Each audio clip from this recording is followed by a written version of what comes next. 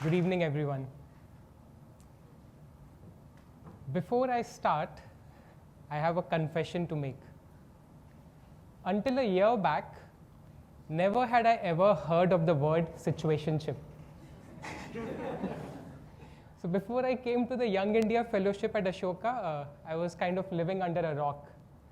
My wife and I were based in Rishikesh, and with dormant social media accounts, a fun day meant taking long walks by the Ganga, admiring the Himalayas, discussing deep philosophy, and mocking the selfie stick tourists. So the first few weeks when I was in Ashoka, I would walk around campus like the neighborhood uncle. So my moral policing eyes would be screaming at the couples like, do your parents know what you are up to? But you see, like, I'm the oldest Young India fellow ever. So I completed a bachelor's and a master's in business long, long ago. And back in my day, before you could even hold hands with someone, you had to swear undying loyalty. You had to promise to marry and also decide what the names of your children would be. So no wonder it took me a while to digest this new normal. And then one day I was sitting in our HDFC library and I was indulging in my favorite hobby, staring at the ceiling and thinking. So at Ashoka, we keep talking about interdisciplinarity. So I was trying to apply this liberal artsy lens to connect the random dots of my life. And suddenly a realization horrified me. Like perhaps my own life has been a series of situationships. I've had some very intimate relationships with different versions of truth. In fact, for the last 20 years, I haven't known for sure what I would be doing a year later. So as they said, I've been a serial situationizer. But to be very honest, I'm actually glad I did what I did. I defined situationships with truth as periods of immersing in unfamiliar realities with sincerity and integrity while retaining the right to exit. And given the world we live in, clinging to a single inherited truth is dangerous.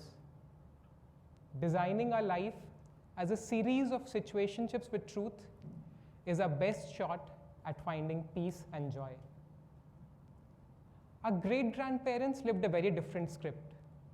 They had a single relationship in their entire lifetime. And that too started after they had been married off to someone they had never seen before. Today, at least in the big cities, relationships follow a more liberal pathway. But sadly, the core of our identity is still shaped the old way. The moment we are born, we are married off to religion X, region Y, ideology Z. And then we spend the rest of our life trying to make peace with these life partners someone else chose for us. We are jealous and suspicious of other couples. We see other ways of being as a threat to our own marital bliss. So I too had a child marriage. Born into a family of traders in Delhi, my spouse was Western-style materialism. So I imbibed the belief that money can solve all problems. And if you have more money, you can create more problems, and then you can spend all your free time solving those. I was that annoying kid in school who aces all exams and then makes fun of those who are not smart enough. But then this capitalism is a very demanding husband. So slowly, the pressure, the paranoia started exhausting me. I started wondering why I was doing what I was doing. When I asked the grown-ups, they said, "Beta, ye to hamare granthon mein likha hai. Our sages said it thousands of years ago. For our community, chasing wealth only is karma yoga." Really? I asked. They said, yeah, that only is what Lord Krishna had told Arjuna. Actually, like, have you read it in the Bhagavad Gita? They said, पढ़ा नहीं है पर ये तो सबको ही पता है. This is common knowledge. Why don't we stress test our inherited truths? Why do we fight to defend half-baked realities? I bought into this community gyan and pushed myself. I pushed till I was 22 and working as a research analyst with McKinsey and Company. We made money by telling our clients how they could make more money. And then when they made more money, they created more problems.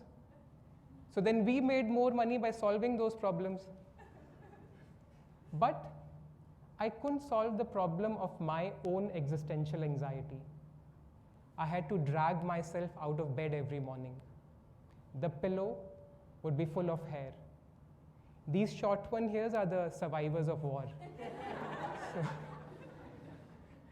and I really wanted to exercise my right to exit, but felt like the housewife whose whole identity was defined by her husband. She didn't know how she would survive outside of that golden cage. So I went through a long, messy divorce. Finally, I was free, jobless, rudderless, full of self-doubt. I walked off into the horizon without a map or GPS. There was a compass in my pocket and a desperate desire to immerse in unfamiliar realities. What followed was a mini eat, pray, love. Pad Thai and Buddhist monasteries in Thailand, yoga retreat in Kerala, and romantic liaisons while doing volunteer work. It is liberating to be in settings where our present is not choked by our past. Meeting others who are on similar journeys makes the whole process less intimidating. When we take off the blinkers of our conditioning, we discover we have been depriving ourselves of the totality of our being.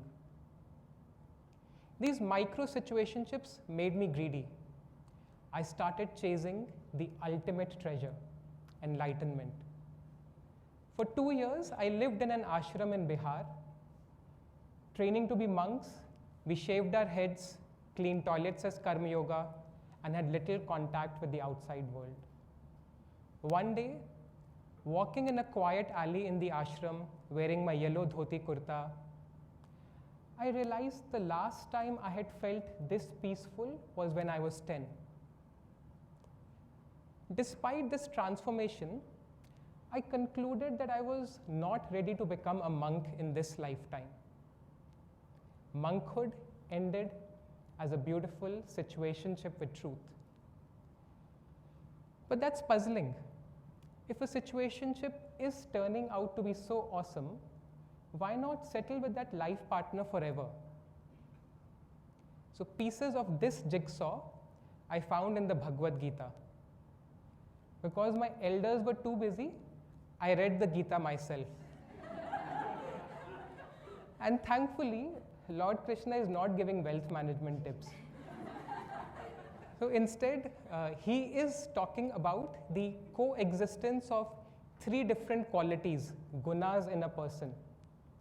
And it's a unique cocktail of these 3 qualities that shapes each person's path in life. But it's a heavy duty concept. To apply this in my life, I like to use a simpler framework.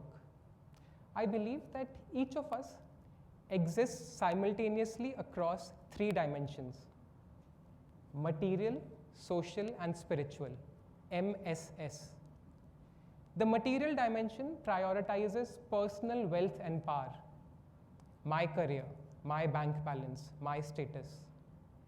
The social dimension starts to recognize that one's own satisfaction is linked to that of the people around, our family, our country, our greatness.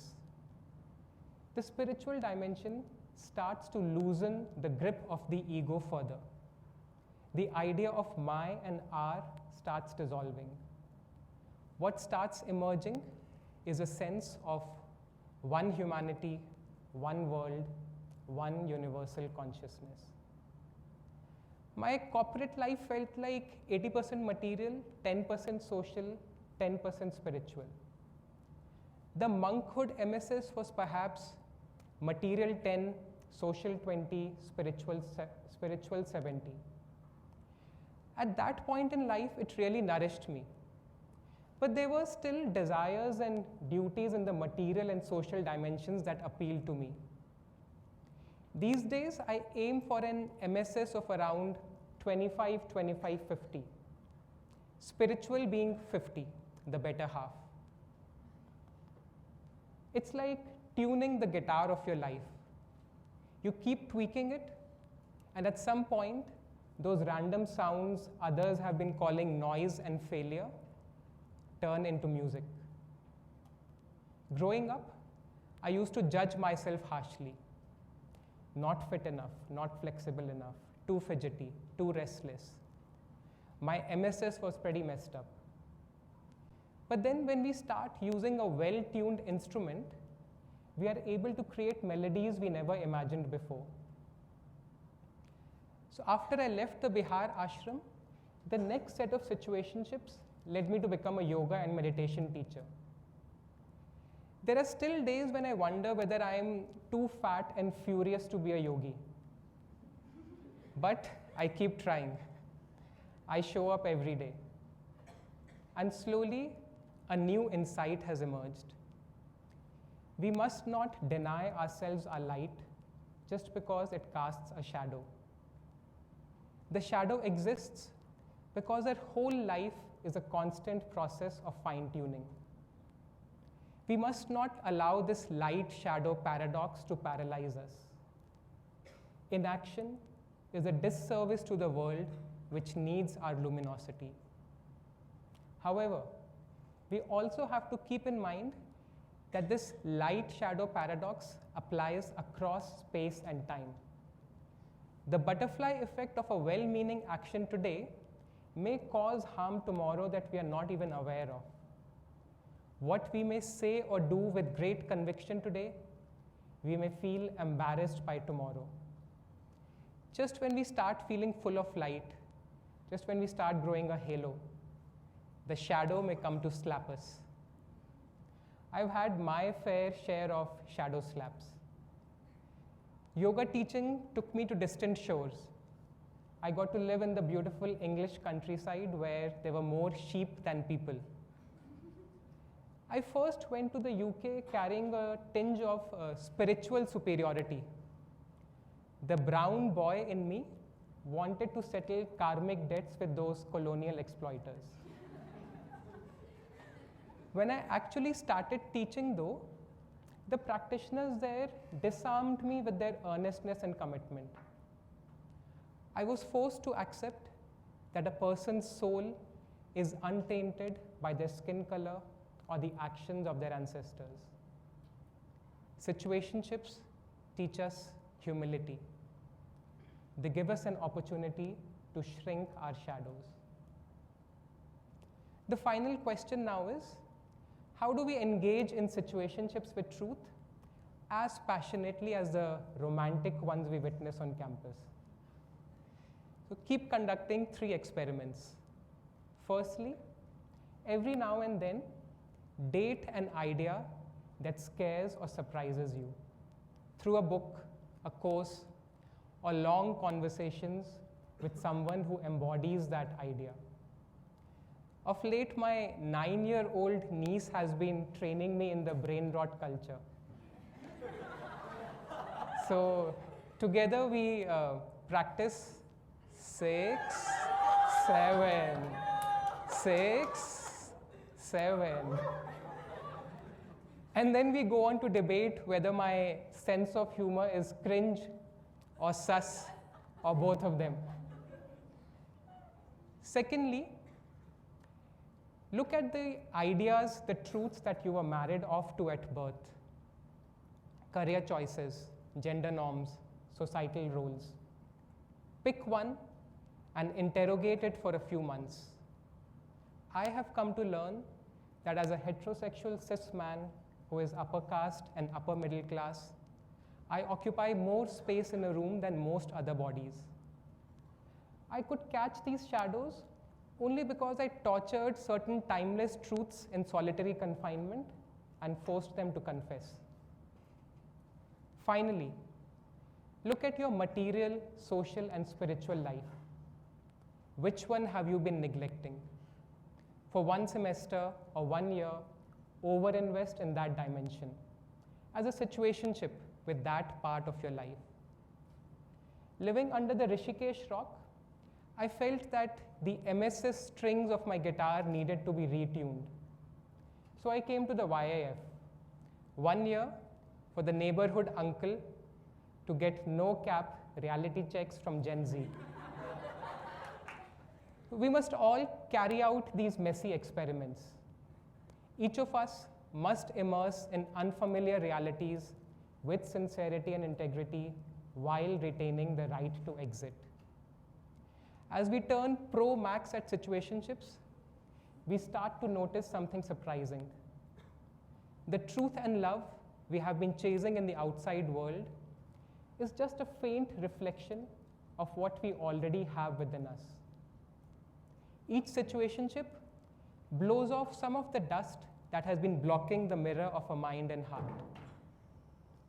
And as the dust clears off, the mirror starts revealing who we really are. The next time you are at a crossroads in life, throw away those maps that others have created. Take out your compass from your pocket, tune into your mind and heart, and ask yourself, where shall I take my MSS today? Moving from the mess of our life to balancing our MSS, my friends, that is the power of situationships with truth. Thank you.